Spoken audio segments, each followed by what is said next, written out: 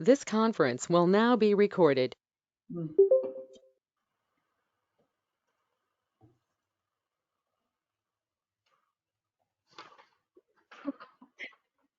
Okay, it is 1 o'clock on the East Coast, and we are going to get started with our webinar today. Before we begin, I would like to welcome everybody to today's presentation. My name is Jessica Enix, and I'm with the ACIL staff. Before we begin, I'd like to review a few points of protocol so that you'll get the most out of your webinar experience.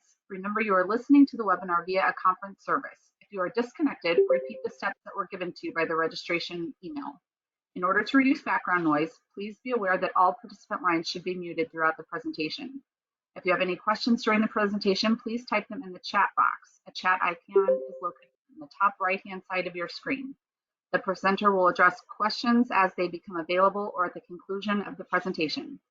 Please note that today's program is being recorded. Now it is my pleasure to introduce our presenter, Ms. Jamie Hasty. Jamie Hasty is a Vice President with SESCO Management Consultants in Richmond, Virginia.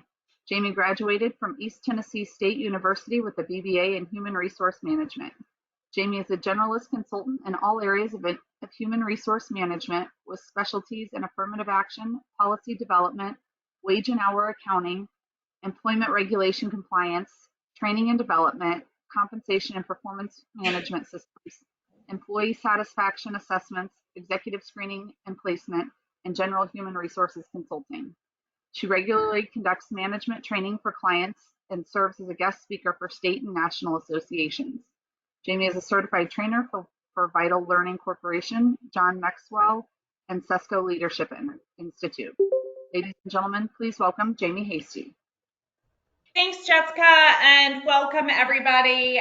Good afternoon if you're on the East Coast, and good morning if you're on the West Coast. Today we're going to kind of just do a year in review. What were some of the trends that human resources or operations from the business really kind of popped up, but what a lot of organizations were driving home, as well as we're going to look at some of the 23 forecasted HR related trends, but we're also going to kind of end our time today looking at some three areas of federal compliance aspect that's going to be something that we all need to keep an eye on in 2023. So a lot of good information. I will share the PowerPoint with Jessica, and I'm sure she'll get that out to you all. But it's a pleasure to be back. I appreciate our partnership with ACIL and working with so many of you all. So let's look at what 2022 brought for us. Obviously, we spent a lot of time talking about recruitment and retention. And even during our session at the annual conference, that was the big topic, right? Is that as employers, we're really kind of feeling the pain of recruitment, where to find good employees that align with our employer brand, as well as actually showing up for the interview or even showing up for their first day of work. But, retention was one big piece as well. And there's a variety of ways that we can invest in retention. And we'll talk a little bit about that here in just a second. But something that was very, very large in 22, right, wrong, or indifferent, was obviously that hybrid or remote work environment. Statistically speaking, there are a lot of open positions through a variety of mediums, ZipRecruiter, Indeed, LinkedIn, all of the places that we post our jobs, right? And statistically speaking, there have been a number of surveys that show if a position is not noted as hybrid and or remote, that they're receiving, I think it was on average like 35% less applicants than others in the similar area in industry. So whether we love it or not, that's what everybody wants. It's the hottest, most desired type work environment, not just for the younger generation, but also for your Gen Xers, right? So when we were in the pandemic, a lot of us, depending on the state, obviously we were forced to go into this remote work environment. And for many, it works wonderfully. We realize, oh, we can do certain things, remote, or we can have this hybrid environment where it's 3 days in or 2 days in and work from home the rest. So people are not budging on that desire. There are always going to be those individuals who love to be in the office because they prefer that environment. But we are going to see that continued flexibility and remote hybrid environment in 23 as well. So what also we saw happen a lot this year was that organizations were kind of taking a step back and reevaluating their real estate strategy. And do we really need all of this space and this overhead? Now, obviously, in the laboratory environment, you can't do that remotely. Certain things could be done, or you may move to a smaller space, but we're seeing a lot of organizations move 100% to remote, and we'll continue to see that next year. The second piece was that employers really worked in 22 to change the employee experience and to redefine that. There was a recent report by McKinsey that companies were really focusing on strong leadership and a sense of trust amongst the current workforce, and then really marketing that leadership and trust and within the candidate pool as well. So really making sure that we're focusing on what is the current culture of our organization. And we talked a little bit about that during the annual conference of, doing opinion surveys of your current workforce, your managers, as well as your employees, to make sure that leadership really has a firm understanding of what's working and what is not working. And then we make goals and objectives into that business or strategic plan. And there are always going to be areas that hit a little bit lower. Wages, benefits, those things always score low. Communication always scores low. But we really want to focus on the career growth and development, the career pathing, the employee recognition pieces, because again, that's all about their experience. How do we retain employees? Yes, fair wages or competitive wages and benefits obviously is certainly not going to hurt. That's what everybody needs, especially with inflation as high as it is. But the soft skill has to take priority. Just because somebody's been in a leadership role forever and a day does not necessarily mean that they're being an effective leader. And there's a significant difference between a leader and a manager. So really hone in on that leadership and trust piece, continued in 23. Some of the trends that we saw where organizations were redefining their experiences, obviously were with regard to wellness initiatives and packages, gym memberships, meditation apps, unlimited PTO, additional time off from work. Many of us have moved into that online realm of where we're doing Zooms or Teams, but they're utilizing that also for engagement activities, happy hours, team building things as well. And certainly bonuses and revision to your compensation structure was a huge trend in 2022.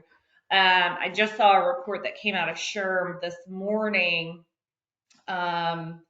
and I'd have to pull it up in my email because I don't recall the exact number. But we saw in November particularly that adjustments to wages has kind of cooled off a little bit towards the end of the year because inflation has kind of stabilized a little bit. So that is that. Another trend that we saw a lot of in this year was obviously employee upskilling. Really, organizations focusing on training and development and providing as many opportunities, whether that be in-person training or online courses, really investing in that piece. That also helps with career pathing as well as succession planning, which is really, really important, especially in a market that is so volatile, as well as life happens. I had a client not too long ago where one of their senior executives unexpectedly passed away. And that individual had been in the role for 15 years. And the transition of trying to find a replacement, but also bringing them up to speed was very difficult because there was no succession plan in place. And that includes policy, procedure, important information, because where is all of that stored? And most people, it's up in their minds. So make sure that we're really upskilling. Udemy, which is an online learning platform, offers a ton of very affordable training topics in different skill sets and for different industries. They saw a huge 38% increase in demand in 22 alone. So make sure that we are working to develop a formalized training and development program, not just for your managers, but also for your non-supervisory staff. Those things also help boost morale, obviously, don't hurt with retention at all, but you also want to weave them into your onboarding process. So PricewaterhouseCoopers, for example, just spent $3 billion on upskilling in the last 3 years. $3 billion. Now, granted, that's one example, but that's their way of trying to stay competitive in the job market. Again, going back to the shift in this market, employees are really, or potential candidates are also looking at, well, what are you going to do for me? How are you going to continue to grow and develop me and make sure that I'm getting the most out of it? It's a complete change in mindset of where we used to see the market.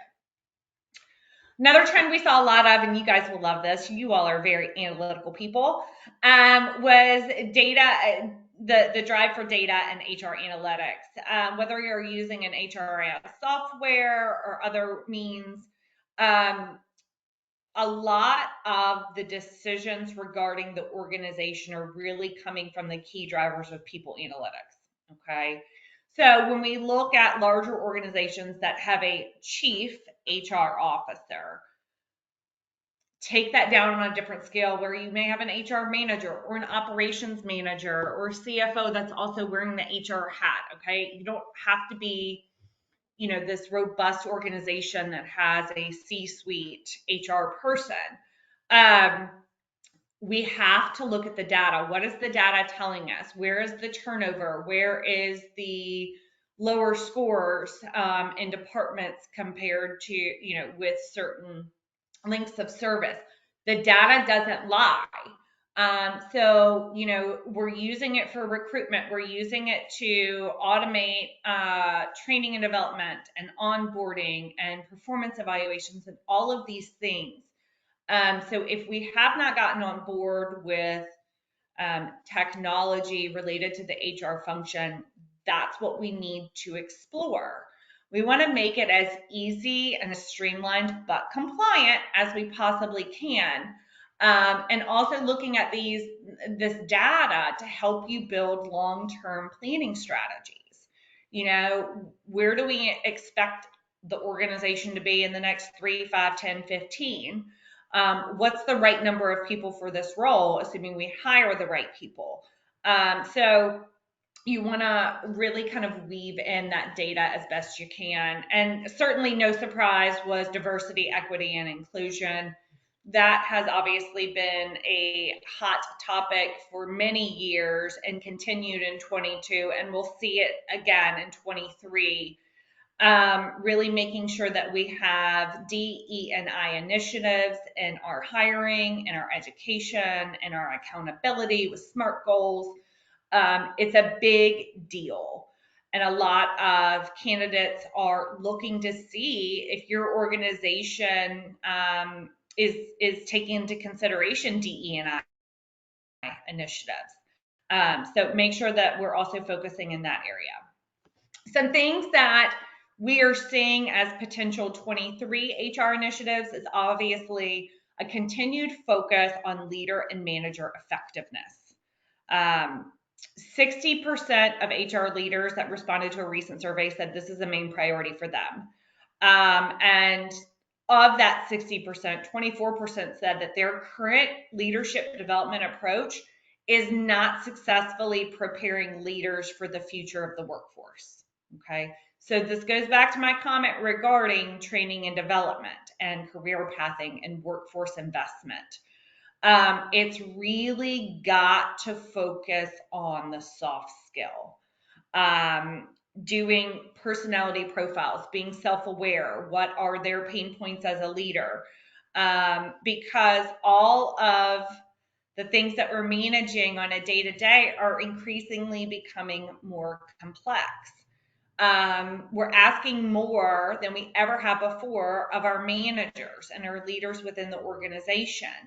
Employees are demanding flexibility, empathy, authentication, authenticity. Oh, say that 10 times fast today. And we're really kind of rebranding that as the human leadership, thinking of the individuals as obviously people first, employees second. And that shift came out of the pandemic, but it's certainly not going away, and it's becoming demanded more and more from the workforce. So make sure that you're all also focusing on the soft skills and that leaders are working through any emotional barriers that they have identified or you have identified for them so that they can be successful in their roles as well. Organizational design and change management is going to be an HR initiative in 23. Making sure that we are really anticipating change. We're working through the complexities of change, and we are putting in appropriate responses to change. A lot of people are change fatigued. Okay.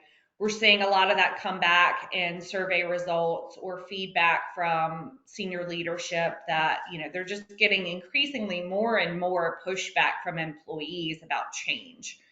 And that data has shifted significantly from, 2018 to 2022. Prior to the pandemic, roughly about 70% of employees were cool with change. But now if you survey them, it's a significant decline. It's around 35 or 40%, because, people have gone through so much change in the last few years, they're just kind of exhausted. And that could be, digital changes, the uncertainty of, what the economy holds, political tensions. I mean, there's just been a lot that has gone on both within work life as well as personal life. So we want to anticipate that change, make sure that we're negating as much fallout as possible, and that we're getting in front of it. That your communication strategy regarding change, whether that be a policy or procedure or expansion, restructures, all of these things, that the communication strategy is thoughtful, and that it's done in advance to help alleviate the stressors that change continues to bring. Okay. Another initiative is obviously going to be the employee experience. This is a top priority for a good chunk of HR leaders. Career pathing. A recent Gardner survey said that just 1 in 4 employees voiced confidence about their career within their current organization. Okay. So again, what career opportunities do we have? What is the training and development that we can invest in? And for some members on this call, you all are not huge where you have this robust, organization chart, and you don't have, 50 different million layers to the organization. And there's nothing wrong with that. But what we do want to look at is how can we upskill? How can we grow and develop them? do we want to grow or expand the organization? So we want to be able to have those crucial conversations with employees about what is it that they're hoping to gain out of this growth and development? What is, in a perfect world, their ideal, career path there? We want to make sure that we're cross training, that their current skills are not becoming obsolete because we have less visible time in the office or in the lab, and that we are appropriately preparing them for future roles. Okay. Because if there is not opportunity, at some point they will fly the coop. So we want to make sure that we're looking at their experience as well. Obviously, recruiting will continue to be an initiative in 23, making sure that we're doing intelligence-based sourcing capability, utilizing HRIS systems or culling methods that are set up with certain buzzwords, that obviously we have an equitable internal labor market, meaning that you have looked at everybody within your organization and there's pay equity, you've got a good comp plan in place with internal point factoring value that the position holds, that you've done market surveys, all of these things again play into your employer brand but also help with recruitment and retention. And that your onboarding is not just filling out the HR paperwork or watching a harassment video or doing the 1 day 2 day type HR onboarding, although that's important. Don't change that. But really your onboarding process should be weeks and months long. How many touch points are we having? How many check-ins are there? 30, 60, 90, 6 month performance evaluations, whether they are formal or informal. Is there a buddy system? All of these things matter, and how we engage them is really important.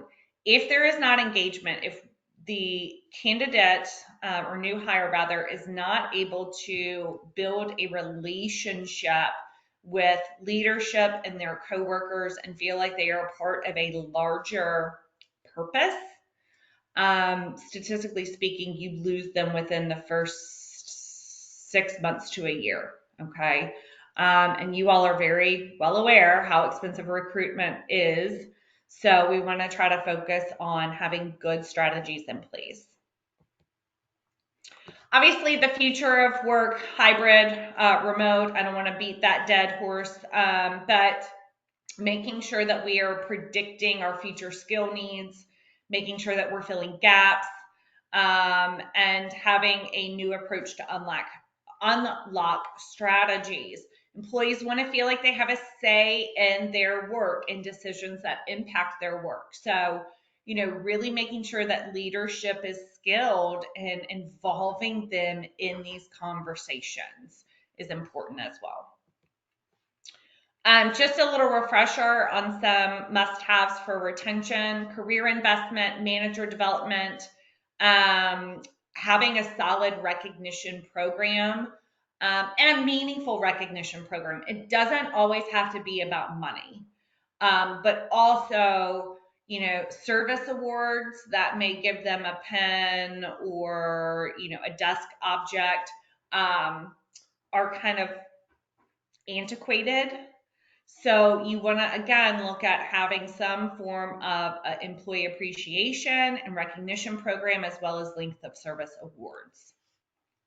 Prioritize that work-life balance. Again, I think compensation is always going to be an important piece of this puzzle for us in leadership. Do your wage surveys, look at your incentives. And it doesn't always have to be a bonus or commission.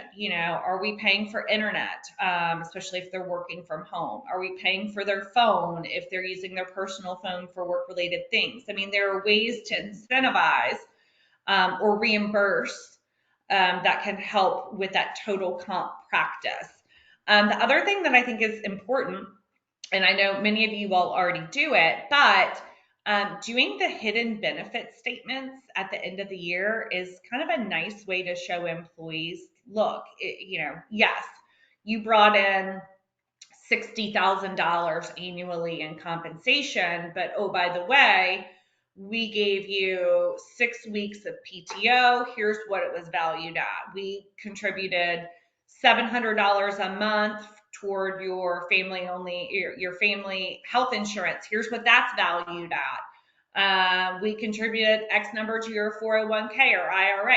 All of these things matter. So being able to show them what that total comp looks like is really helpful with retention as well. Career mapping, challenge your current benefit package. This is not Jamie saying get rid of your medical insurance, although there are options if you're a small business. That you can do a qualified small employer health reimbursement arrangement in lieu of offering medical insurance. But again, when you survey your staff, what benefits are valuable to them? For some groups, 401ks they don't care about. Other groups, it's really, really important. So challenge your benefit package. We're hearing a lot about unlimited PTO. That was kind of a West Coast trend that has, over the course of 6 years, trickled in over, and a lot of organizations are doing it. It also has its pros and cons, especially if you're a Family Medical Leave Act size employer. If you're offering company-sponsored short-term, long-term disability, there are things that play into the decision to go to unlimited PTO, but certainly, employees are looking for immediate flexibility. I've still got some clients where they're having their employees wait an entire year before they're eligible for vacation. Don't be like them. Don't do that. Most individuals are gonna need time off within the first year that they work for you. Now, I'm not saying they should get it front loaded at day one, but most people do a 90-day waiting period. But you've got to look at what are we offering, what's meaningful, what's the overall cost to the organization. Obviously, that's important. And build that package as best you can to make sure it's meeting the needs of everybody. Really focus on your culture, DE&I, communication, the employee voice choice, hybrid work environments, flexibility within, scheduling is important, utilizing the appropriate tools and training, and then support employee health and well-being with, wellness programs, EAPs, other type wellness incentives. All are going to be continued importance in 23. Jessica, do we have any questions or comments thus far before I move over to what we're seeing in terms of the legal side of things?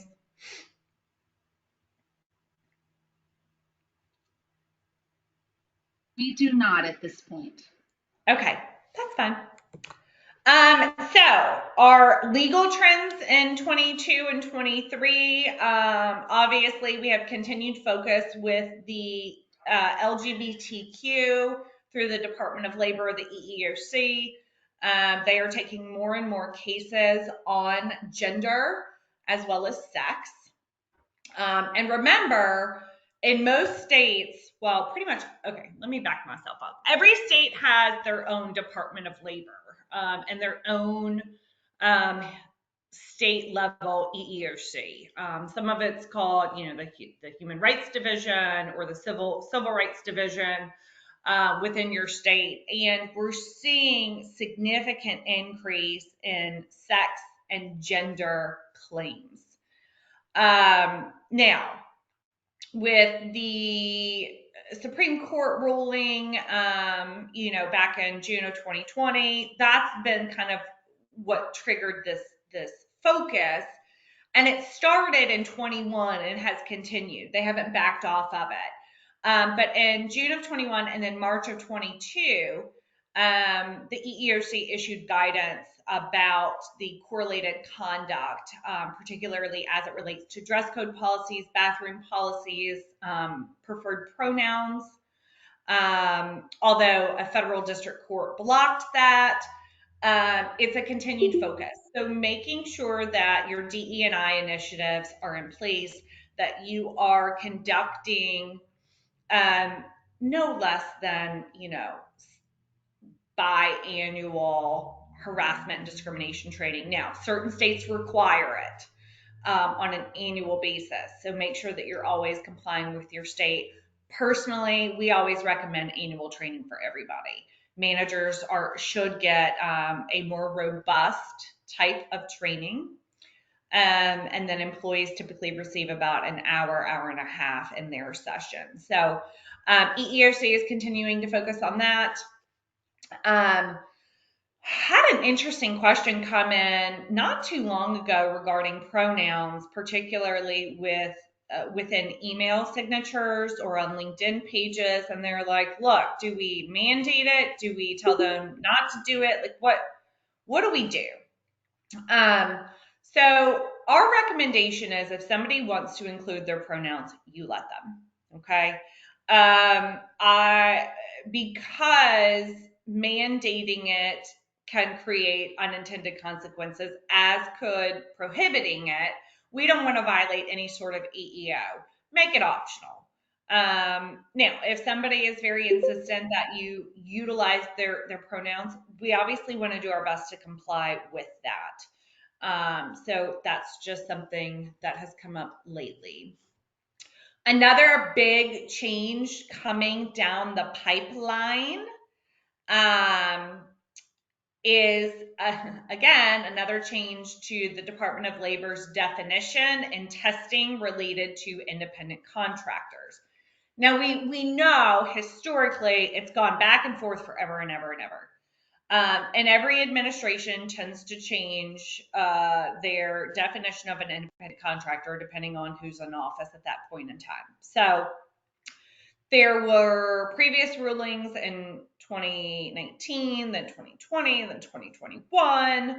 And now DOL is proposing to rescind the 21 rule, which gave greater weight in determining the status of independent contractors. It is still technically in effect, but they are playing with the language.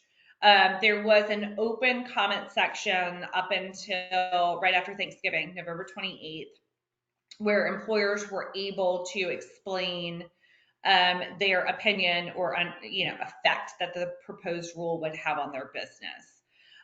So we have not seen anything come out yet. We anticipate probably within the first 6 months of 23, if DOL is going to make a revision, what that might look like.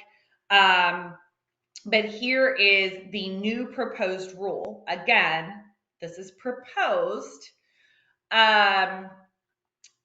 Historically, there was the IRS 20-factor test.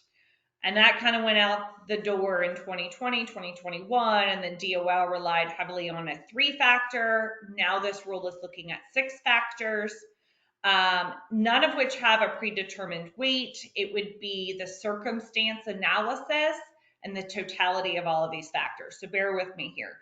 The first one would be opportunity for profit or loss.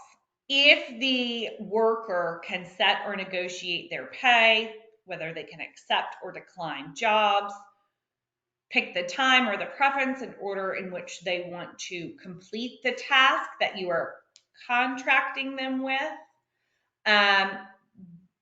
they are going to be looking at the opportunity for profit or loss. But deciding to do more or less work or accepting more jobs will not be indicative of contractor status. They have not defined what the ability to accept or decline would indicate. So that is there. The next thing that they're looking at is going to be investments by the worker and the employer. So anything that is capital or entrepreneurial in nature, such as the worker's ability to do different types or more work, whether they're reducing cost, extending market reach, all of these things are indicative of the contractor status. What does that mean? Me as a contractor, do I have the ability to work for other people? Do I have that capital or business mentality or in nature? Okay. However, investing in tools for them to complete the job is indicative of employee status. So if they are not using their own tools, their own laptop, their own car, their own phone, their own everything, if you're giving them the materials and the tools to successfully complete the job that has been contracted, that means they're an employee. Okay. So this particular aspect is really looking at the worker's level of interest and how that's compared to the business investments in them. The next one that they are changing potentially is that the degree of the work relationship and whether that is going to be permanent or not. If the relationship is indefinite or continuous, it's an employee status. If we are doing a project-based or sporadic task, when there is a definitive time frame associated with that, it could be possibly contractor status. Again, when the work is project-based or sporadic for some other reason, such as the nature of the business, then it does not indicate contractor status. Then we look at the nature and degree of control that the business has over this individual. Are there, economic aspects of the relationship? What type of control is reserved but not exercised? Would the agreement prohibit a subcontractor from engaging in discrimination? Do they have to follow our policies and procedures? If they are following their policies and procedures,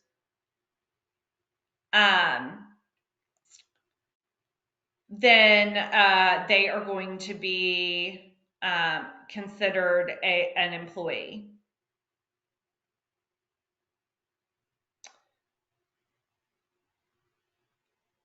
And then the extent to which the work is performed is an integral part of our business. They're going to look at what type of functions the individual is completing and how critical those are or necessary or central to the employer's business type of products and services. So if they're doing work that is basically critical to your organization, it's going to indicate that they are an employee and not a contractor. And then last but not least, skill and initiative. This factor is looking at, are they using specialized skills? Are they contributing to a business-like initiative? Are we outsourcing somebody that's skilled in a particular field, like engineering or journalism or hospitality?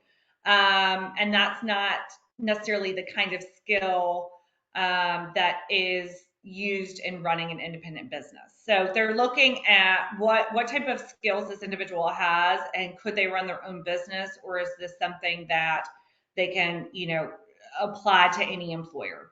Okay. Again, these are just proposed changes. We're keeping an eye on it to make sure that if and when something is released, that we are effectively communicating with ACIL members so that you all can prepare if you have anybody on 1099 status. Jessica, any questions on the independent contractor piece before I move into the wage and hour potential changes?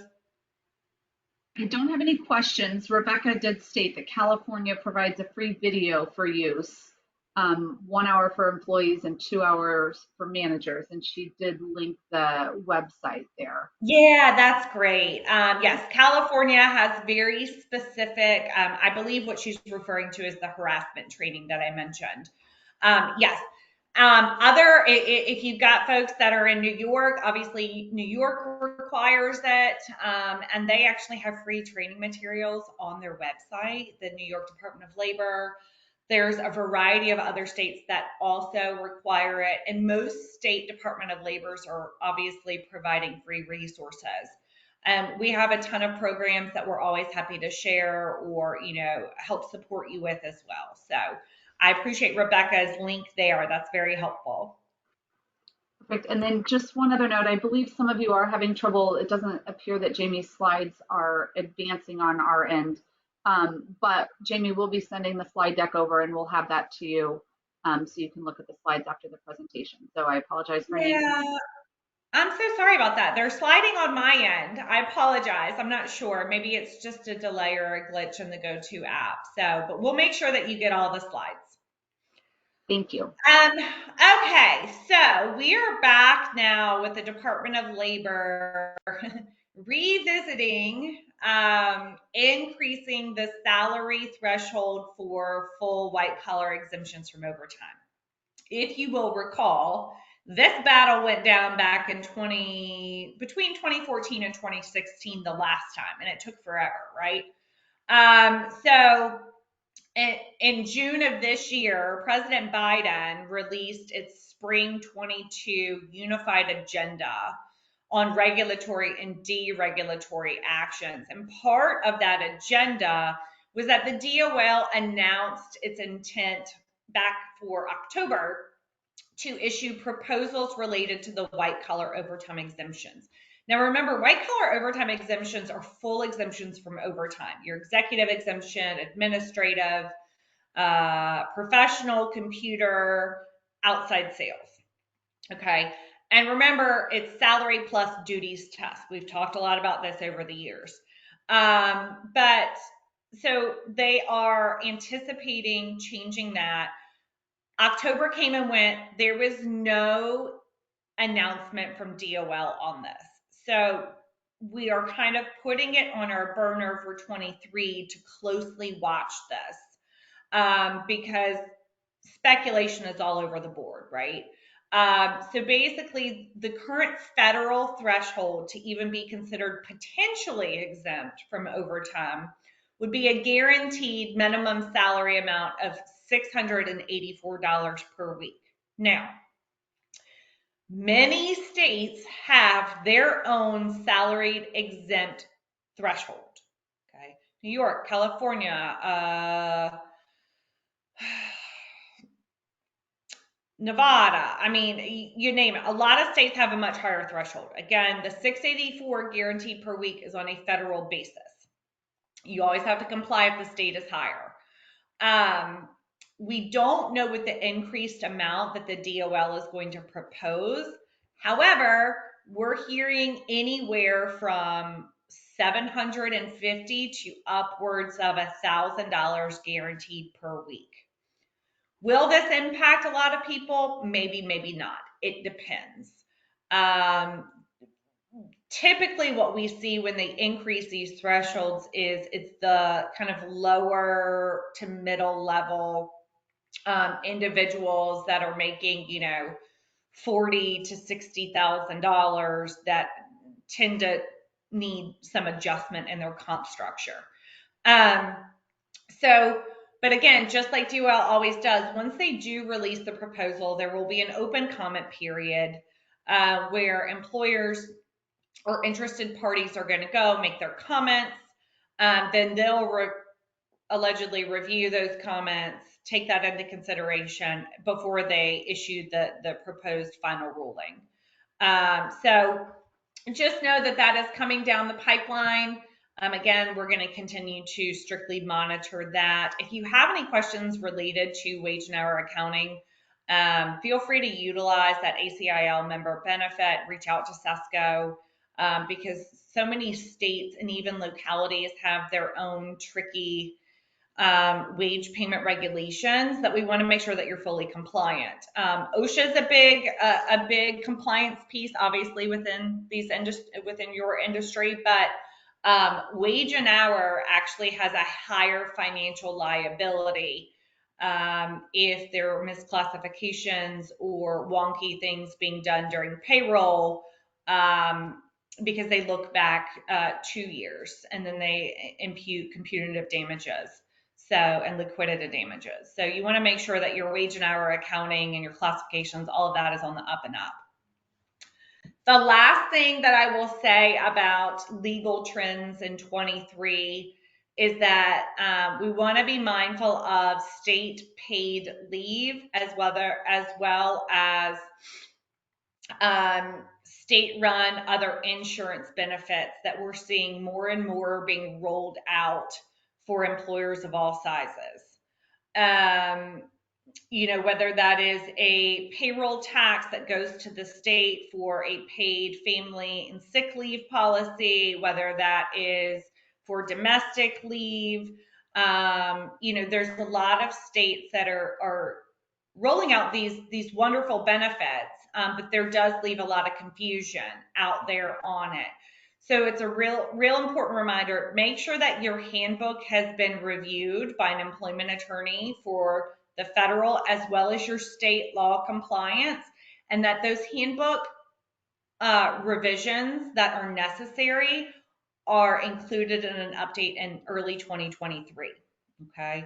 Again, a lot of these states are rolling into legislative session mid-January through the first quarter. Certain things can change. So my recommendation is to have your handbook reviewed the first quarter, make sure it's on the up and up. And then that way, with other state law changes, typically that come out of legislative session, most of the time those become effective, May, June, July. So that gives you time to update the handbook for the upcoming changes as well and roll that out to your staff.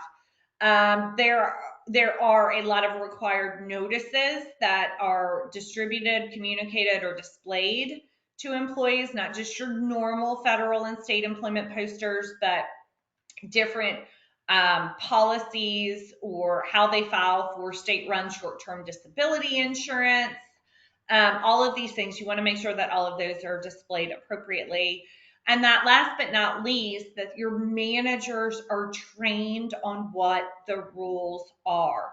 What do they look for? What conversations can and can they not have? How to handle when an employee requests leave or needs medical leave or takes paid sick time and, or leave for domestic abuse. All of these things, we want to make sure that we're setting our managers up for success and that they're not inadvertently saying something or doing something that could put the organization in a liable situation. So overall, that's kind of what we're looking at for 23. If there are any questions, I would be more than happy to address those now or comments from the group. I'm going to stop sharing my screen since apparently my slides aren't working anyways. I apologize about that. Any questions or comments from the group? We do not have any questions at this point. If anybody has any questions, please type them in the chat box. Again, there's a chat icon located at the top right-hand side of your screen. So we'll give everybody just a minute to. Yeah, while they're doing that, I appreciate everybody's time. I know we're all very busy and we're coming up on the holidays. So thank you for joining us. And I really hope that you all and your families have a wonderful holiday season and that 2023 is going to be a fabulous year for you. Wonderful. With that, we don't have any other questions. So Jamie, I would wish the same to you. Happy holidays. Thank you for your presentation and thank you all for joining us today. And we look forward to seeing you all in 2023. Have a great day, everyone. Thanks, Jessica. You guys too.